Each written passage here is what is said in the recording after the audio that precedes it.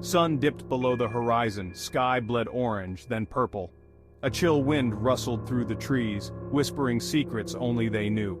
Ahead, silhouetted against the dying light, stood Hollowbrook. Desolate, abandoned, forgotten by time but not by fear. The old dirt road, cracked and overgrown, was the only way in. It snaked through skeletal trees, their branches clawing at the twilight like gnarled fingers. The air grew heavy, thick with the smell of damp earth and decaying leaves. A sense of dread settled over the group of friends as they neared the village, their laughter fading into nervous silence. Seriously, guys, ghosts, this is ridiculous. You're letting Mike's overactive imagination get to you. There were 4 of them. Mike, the self-proclaimed leader, fueled by bravado and a thirst for adventure. Emily, the voice of reason, her apprehension masked by a nervous curiosity. Ben, the quiet observer, his eyes constantly scanning their surroundings, noticing every creak and groan. And then there was Chloe, the skeptic, armed with a backpack full of snacks and a dismissive smirk. It's not my imagination. My grandpa used to tell me stories about this place. Said it was cursed. He lowered his voice, leaning in conspiratorially. People disappeared. The sun had vanished completely now, leaving them shrouded in an eerie twilight. The shadows stretched long and distorted, playing tricks on their eyes. Every rustle of leaves, every creak of wood, sent shivers down their spines. They pressed on, deeper into the heart of the abandoned village. They reached the town square, a desolate expanse of cracked pavement and overgrown weeds. A crumbling fountain stood in the center, its once clear water now a stagnant pool of green slime. The buildings surrounding the square were in various states of decay, their empty windows like vacant sockets staring out at them. As they crossed the square, Emily noticed something strange. This is creepy, she muttered, holding up a doll she found for the others to see. It's just a doll, Em. Probably left here by some kids who snuck in before us. But even she couldn't ignore the unsettling feeling that had settled over them.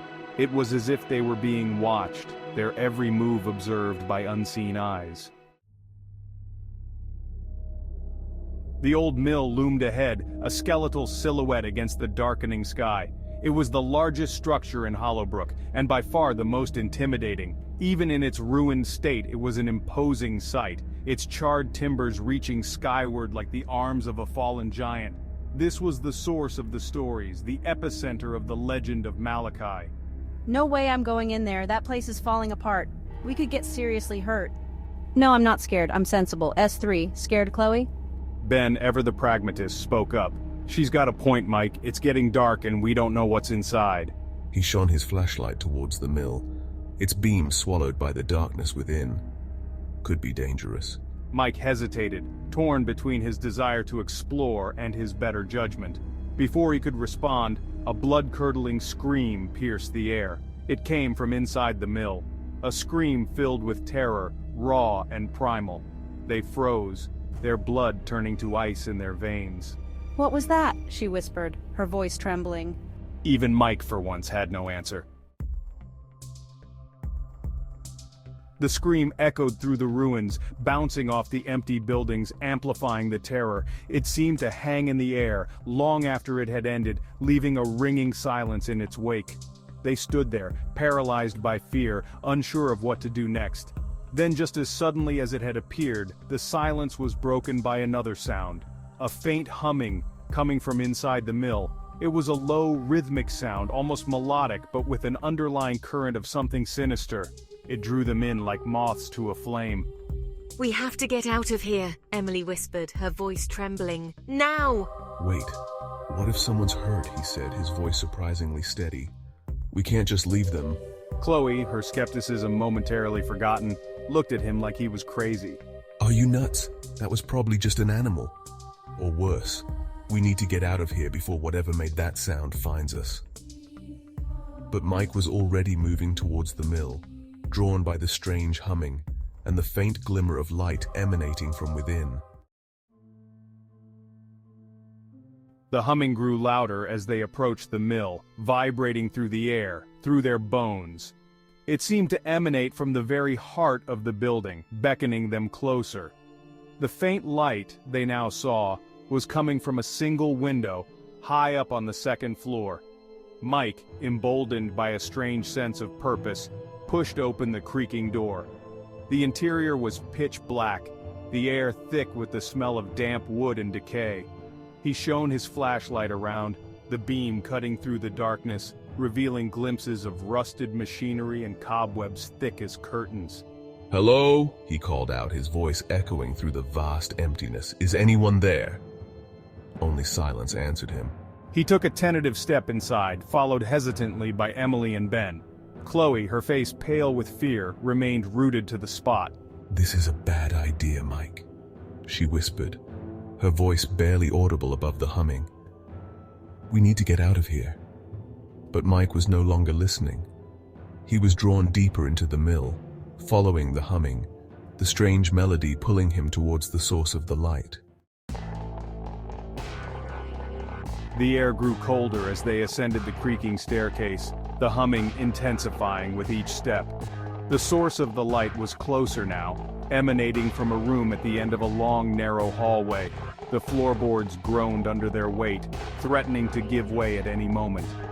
They reached the room, the humming reaching a fever pitch.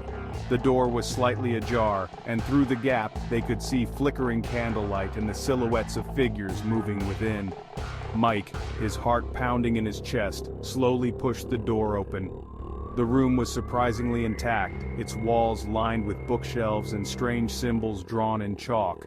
In the center of the room, a fire burned brightly in a stone hearth, casting dancing shadows on the walls. And gathered around the fire, their faces illuminated by the flickering flames, were 4 figures.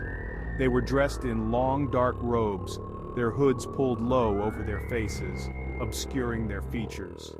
They were chanting in a low, guttural language, their voices rising and falling in unison with the humming. In the center of the circle lay a book, its pages open, revealing strange diagrams and symbols. The chanting stopped abruptly as the figures turned towards the doorway, their faces still hidden in the shadows of their hoods. Mike, Emily and Ben froze, caught in the act of witnessing something ancient and forbidden. Chloe, her fear finally overwhelming her, turned and ran, her scream echoing through the empty mill. The figures moved with a speed that belied their age, their robes billowing around them like wings. Mike, his mind reeling, grabbed Emily and Ben's hands and pulled them after him, fleeing back down the hallway, the sound of their pursuers close behind. They stumbled out of the mill and into the night, the fog rolling in thick and fast as if summoned by the darkness itself.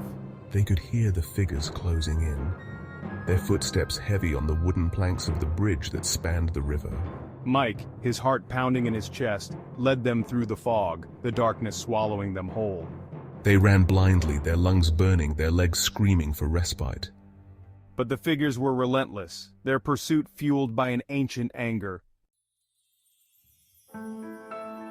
They emerged from the fog, gasping for breath, their clothes torn and their faces streaked with dirt and sweat. They had somehow made it back to the village square, the skeletal outline of the fountain a welcome sight in the darkness. But the figures were gone. They collapsed on the steps of the fountain, their bodies trembling with exhaustion and fear. The silence was deafening, broken only by the sound of their own ragged breathing. What were they doing? Emily whispered, her voice shaking. What did we stumble into? Mike, his mind still trying to process the events of the night, could only shake his head. He didn't have an answer. He wasn't even sure he wanted to know. I told you we should have left. I told you this place was cursed. We need to get out of here, Ben said, his voice low and urgent. Now! They didn't speak as they made their way back through the village, their earlier bravado replaced by a chilling fear. The shadows seemed to press in on them, the silence filled with unseen menace. Even Chloe, her usual skepticism silenced, seemed to sense the danger that lurked in the darkness. As they reached the edge of the village, the first rays of dawn breaking through the trees, they came to an abrupt halt. The old dirt road, their only way out, was gone. In its place, a wall of impenetrable fog swirling and shifting as if alive. Panic surged through them, cold and sharp. They were trapped. Mike, his confidence shaken, tried to rationalize their situation.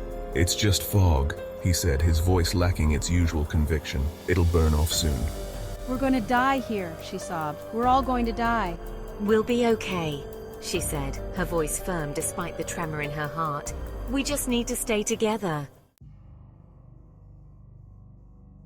Days turned into weeks. The fog never lifted. Hollowbrook had become their prison, a place of whispers and shadows. Every path led back to the village. They learned to survive, to scavenge, to avoid the darkest places. One day they found a message carved into an old oak tree. It was a warning, beware, a reminder they were not alone. The wind whispered through the trees, carrying echoes of the past. The legend of Malachi lived on, a chilling reminder of darkness.